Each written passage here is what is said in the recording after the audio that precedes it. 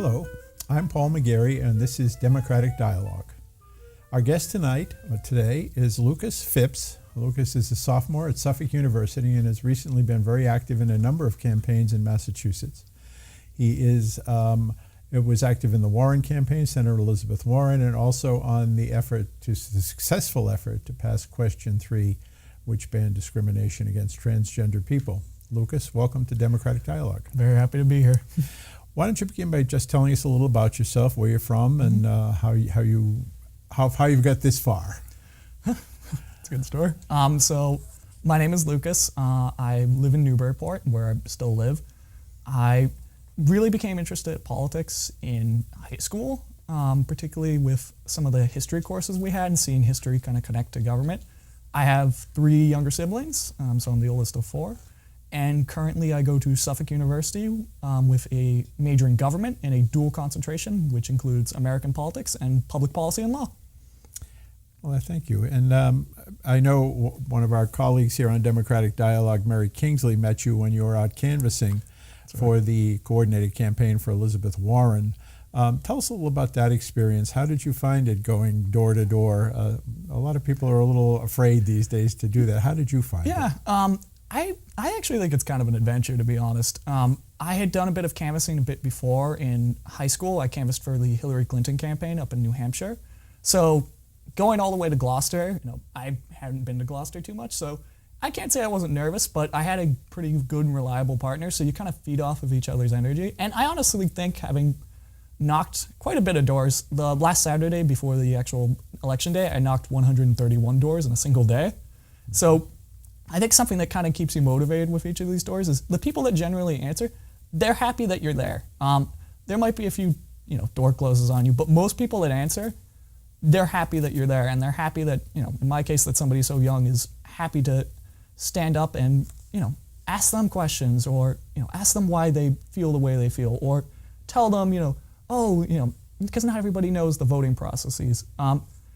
Having that information with sort of a friendly face at the door, it really personalizes what can otherwise be seen as sort of a less personalized affair, which is politics.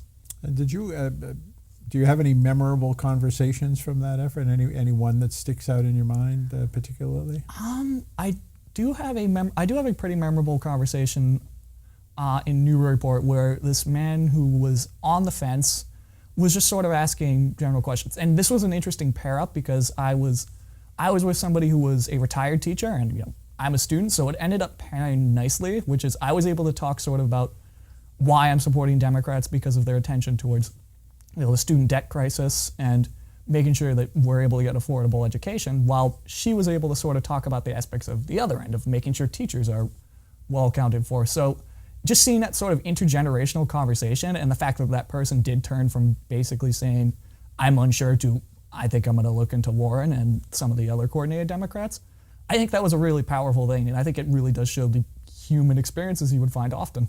No, it's been said that we're now in the era of Facebook and Twitter, and that person-to-person contact doesn't count as much anymore. But that sounds like that wasn't your experience. I don't think so. I mean, sure, you're not going to necessarily have everybody open their doors.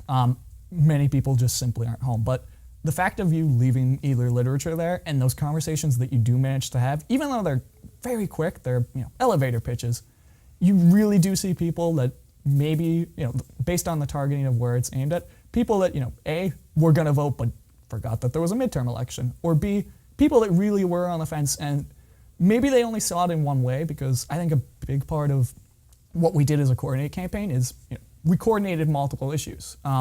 Things where you'd see disparation and separate nature, we combined into one, because once you see, with Elizabeth Warren and Maura Healey and, my support for a yes on Question 3, you see, these issues are tied to these candidates. Therefore, these issues are going to help, these candidates are going to help these issues. So it really connects everything together. And I think that's really important for campaigning to anybody, no less, especially, I would even say youngsters too. And Facebook doesn't quite have that, although I certainly use it quite a bit. It doesn't quite have that personal experience where everything gets sort of tied together. Creating a story or a theme, a storyline that people can understand and grasp. We were always told to emphasize the story, because that's why the reason we got selected for the internship and campaign is because we had personal enough interest and personal passion to want to do what we're doing. So if we can share that passion and at least express it to those who are watching, that's pretty convincing. Let's talk about that passion. How did you attach or what made you go in this direction? I mean, was it in high school? You said you worked for Hillary Clinton in 2016, right. So, which was your senior year then? Yes, so my senior year of high school. I'd always sort of had an interest in politics, mainly from an interest in history. So I want to say as early as like 6th or 5th grade, we did a reading circle, and the thing that really we read about a book regarding, I believe, either post-Jim Crow era or civil rights era called Roll of Thunder, Hear My Cry. Mm-hmm. And learning about it, I was a pretty idealistic kid.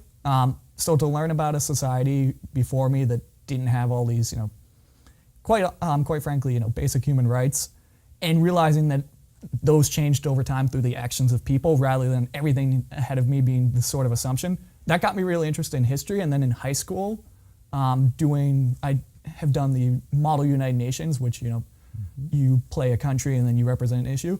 And then along with working with my city's youth council as sort of a youth representative, I realized that the changes that one might make an assumption that happens historically or happens from somebody else can very much be you. So that got my interest. And then the election in particular with 2016, I was very disappointed and very almost sort of hopeless at the outcome. But then I realized that activism was still happening and there wasn't a point to be hopeless, especially because there were so many people counting on that hope that needed to happen and a resistance that needed to happen. So following that, in my city, there was a group formed called, and I was actually at sort of the formation of it, called RISE, which stands for Resist, Inspire, Support, and Engage. And that ended up becoming a coalition with the Indivisible movement, which has been a really big progressive resistance towards our current president's actions. And then following that, there was a meetup with members of the Warren campaign where I attended. It was to sort of help you with canvassing, and we met through there, and then I became a young leader for Warren, which was sort of a pre-intern intern. Mm-hmm. Still knocking doors, but not quite the responsibilities. And I pretty much canvassed once to twice a week on the weekend, every week. And then the internship, they thought, hey, let's give you more to do. So I signed up for that, and then from about, I want to say September 12th, up until November 6th, I was an intern for the Warren campaign, and I still did knock doors twice a week. That's great. And I know that you were also honored by the Newburyport Human Rights Commission. Tell us a little about that, too, what that was about. So, senior year of high school, following reactions to the presidential election, there happened to be this student who happened to be Muslim. She didn't stand for the Pledge of Allegiance during a pledge, and a student shouted a very foul racial epithet at her. Following this, there wanted to be really some attention brought to this issue, and I ended up on my social media, on Facebook, I know I'm saying person to person's best, but on my Facebook, and I reached out to this person, kind of said, that idea isn't what Newburyport is about, and that is something that can't stand. We support this person, we support a system that's going to allow people to not feel threatened. And then following that, I followed up with the school. I sent an email to my principal. I got to meet the principal for positive reasons, and basically talking about how to address some of the tension going on and really ensuring that. So the Newburyport Human Rights Commission noticed that, and in what is probably one of the most proud moments of my life, I was honored with the Newburyport Peace Prize, which they give to people of varying grades and then to adults. And I along with a friend of mine who really helped with that initiative and who actually started and led a feminist group at our school, really awesome person. Her and I were both lucky to be honored with that. So that definitely gave me some inspiration to continue doing what I'm doing. I definitely kept them in mind when the issue of question 3 came up this year. Mm-hmm. And question 3 wasn't important, and it was passed easily. Yes, it did. And I think that's a tribute to the sense of fairness that you alluded to in dealing with the situation that arose at your high school. When you talk to your peers, the Generation Z, I guess you are. Yeah. I'm back around Generation A. Post-millennials, yeah.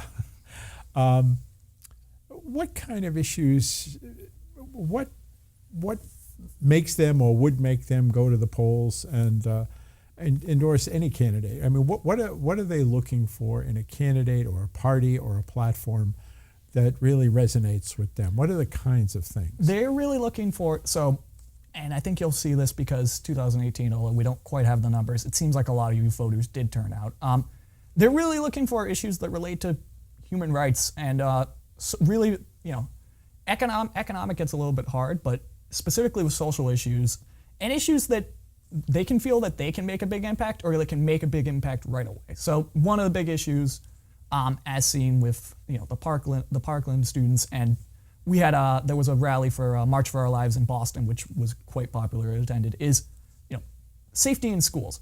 A very simple issue that people felt outraged about. I think the way you connect youth and the way I think most people of my generation and those before is they really like to focus on an issue, and then if you present that issue and you present it in a very massive sense, being part of this massive movement, then from there you start to see the connections. So at that same rally and at similar rallies, they'll often have people handing out, hey, don't forget to register to vote, or they'll have pamphlets handed out that bring you to connections. So connecting those ideas and the need for kind of an immediate action to candidates and likewise organizations, I think that's a great way to really get the involvement because they absolutely have the drive. People my generation, people might say otherwise, but we have the drive. We love and we want to see change, but in many cases there's either a lack of know-how because the political system has a lot of gatekeeping, so to say. There's a lot of complicated terms, and when you're in high school or college, that's a lot to take on.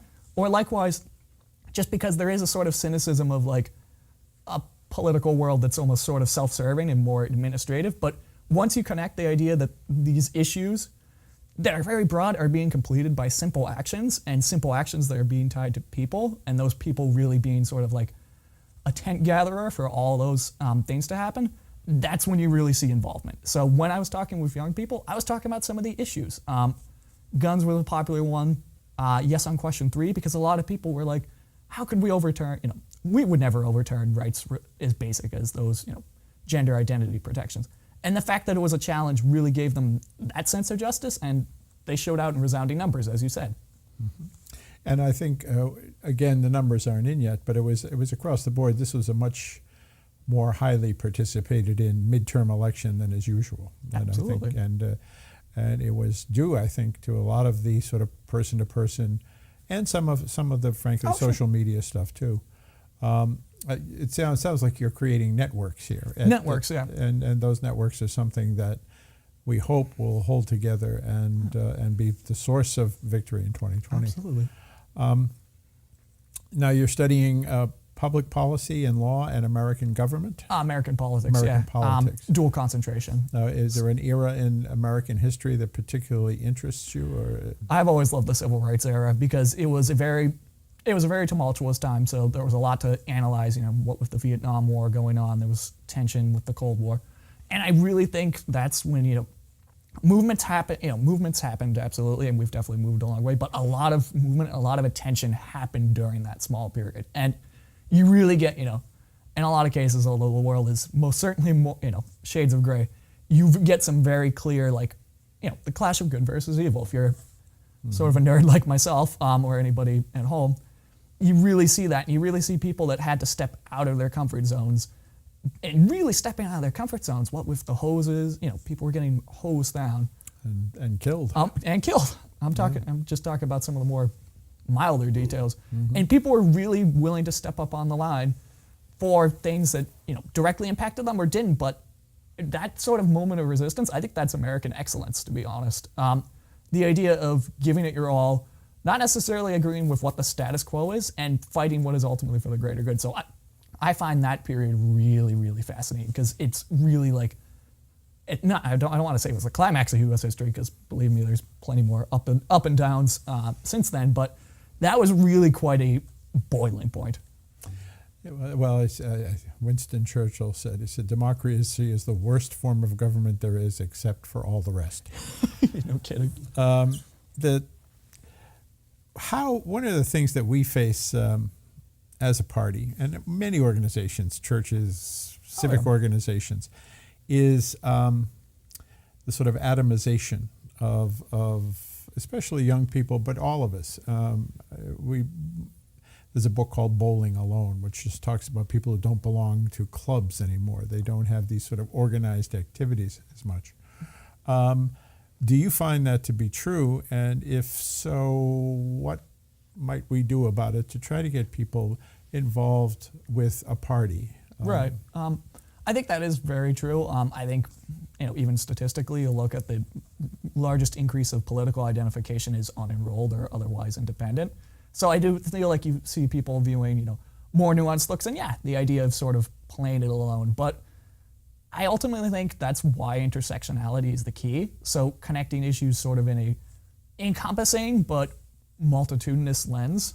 So because you will see people getting alone, but that's because they ultimately feel like the society that they are in hasn't necessarily accepted them or has ignored them per se. So if you're trying to encompass and get that involvement with, get that involvement for, be it a church or a political organization, it's really reaching out to the areas that people, it's staying away from the bubble that's currently existed and really reaching out, making, really emphasizing the idea that politics is a public good. So, you might attend public events that aren't seemingly politically related.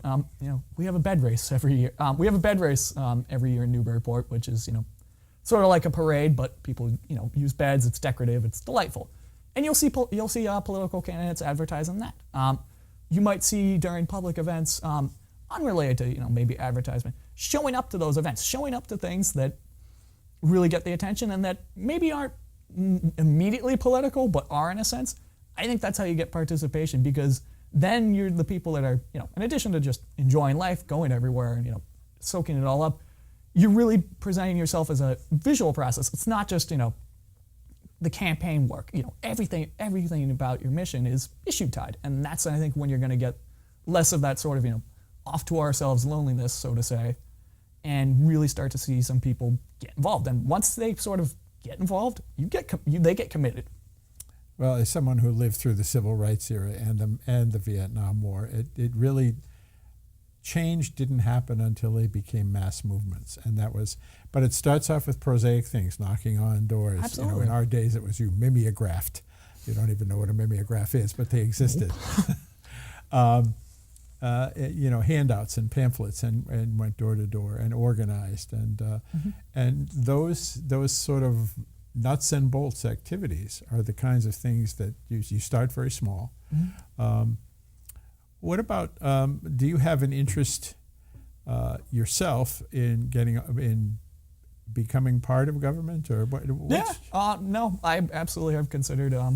I put it this way: I'm a college student. I'd like to pay off college debts before campaign debts if I do go that route. But no, I've absolutely felt interested in pursuing a government position on some level. I want to gather the facts because I definitely prefer this with our current politicians when people are informed, as the voters. But I've absolutely considered a public policy position because, I personally really want to be in a position where I can make the most change.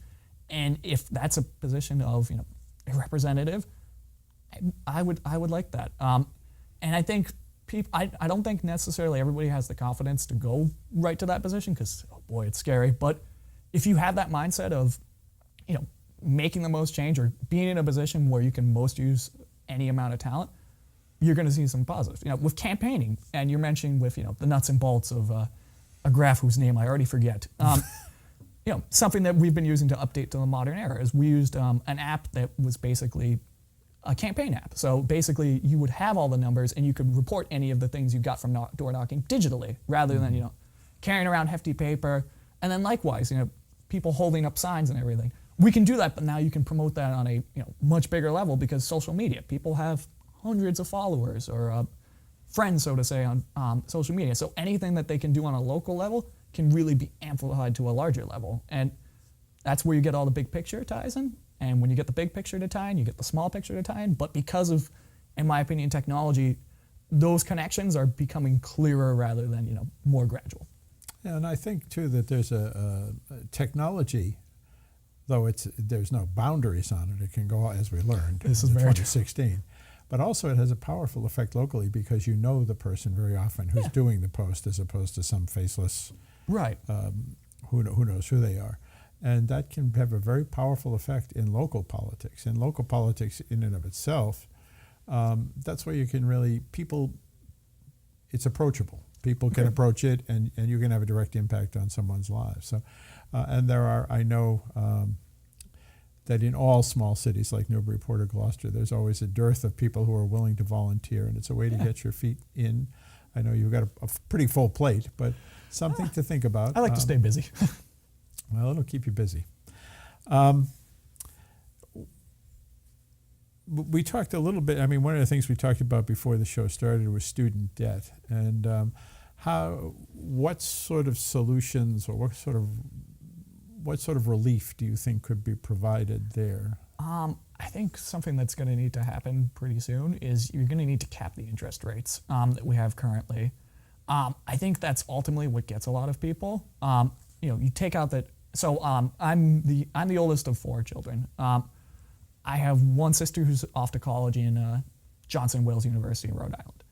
I have a brother who might be college bound next year because he's a senior in high school.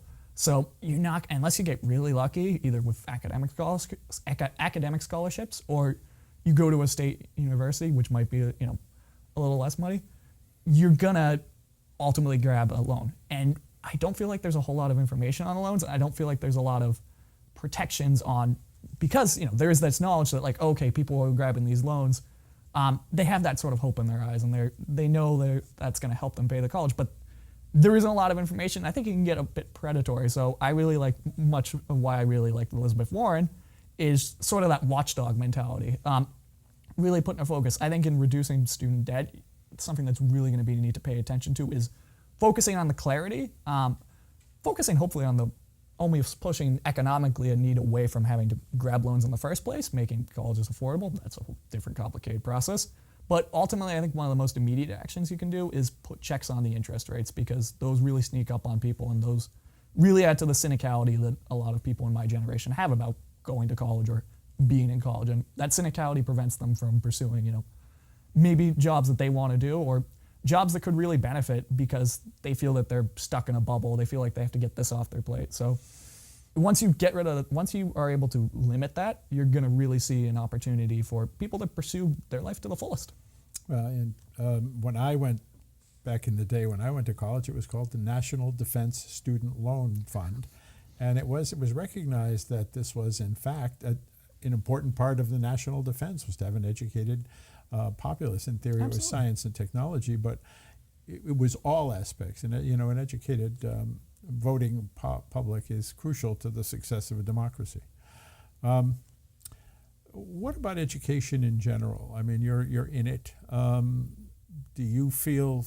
You mentioned before we were about canvassing with a person who was a teacher. What did you learn from that experience from the teacher? You had it from a student perspective. What lessons did you take from that interaction? Teachers are often expected to work a lot with not a lot of information, and in many cases, again, depending on area, that teacher has to be sort of a student's everything. You'll see, and I went to a Montessori school when I was younger, so you already sort of had that interactivity where there was a more personalization, but unless you get and this person happened to be one of those people, unless you get a really good teacher, it's really easy for people to slip through the cracks.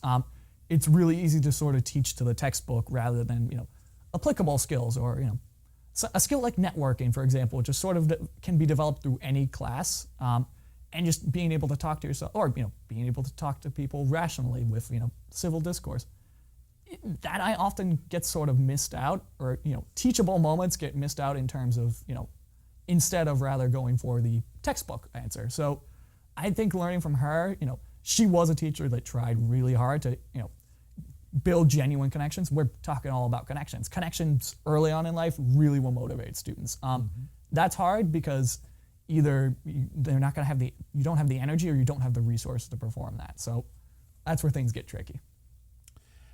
And you mentioned, continuing on the education theme, one of the things that's been proposed is the mandatory civics class at the high school level, which used to be the norm and now is less so. But you said you did, in Newburyport, you did have such a thing. Yes.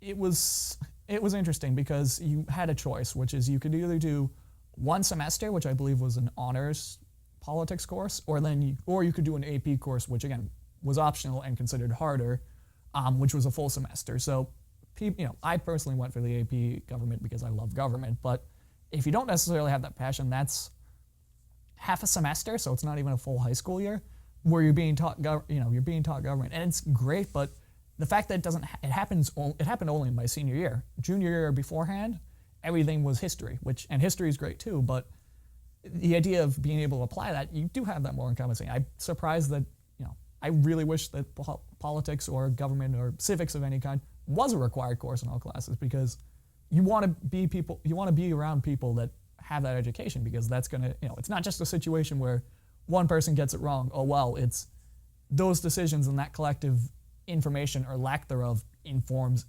every circumstance around you. So I think that, I'd agree with you. I think that should be a mandate that we have. No, I agree. I think as Democrats, one of the things that people fail to realize is that we're not about overthrowing the capitalist system, but just trying to maybe put some guardrails around it. And I think that's what Elizabeth Warren has been trying to be foundational about. Is, Absolutely. We don't want you not to make money, but you can't just make it, as you said, taking student loans and just uncapping the interest rate, and they just become predatory. Right. Those are the kinds of things that, as Democrats, we, I think, have always, since the time of Roosevelt, certainly, in fact, since both Roosevelts, though the first one was a Republican. He was a Democrat in our age. Have tried very much to implement and to make a foundation, and somehow that's gotten lost in the sauce, and I'm not quite sure why. Do you have any feelings? I think part of it is Republican strategy. So I'm glad you brought up that topic. So I think part of what happens is Republicans are very good with buzzwords. So for example, we're talking about things that we sort of have, what we actually value versus what seems to be the projection, which in this case was socialism. So look at an example of the Affordable Care Act. What did everybody refer to that to? Obamacare. That was a title created. Most people would refer that to Obamacare. Then it ended up becoming sort of a title proposed by the conservatives, and we stuck with it. The issue of gun safety. I've used the term gun safety or gun sense. Gun control is what you most hear. So you hear that emphasis of sort of the control and the regulation. They've stolen the language. Yeah, they've stolen the language, but they've made us embrace it. So when you look at economic protections, because we are the party of anything if not protection, we need to get back to that in our language, and we need to emphasize how that connects to everything.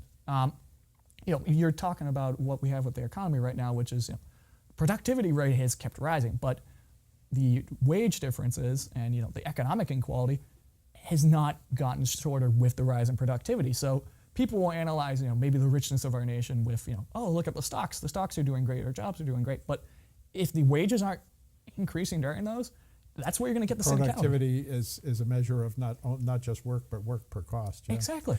Well, I think we've run out of time. Ain't that dandy? dandy? That fly by. Thank you so much. This was really an inspiring conversation, and I look forward to seeing more of you in the future. Well, thank you. I'm happy to be on here. Thank you so much. Goodbye from Democratic Dialogue.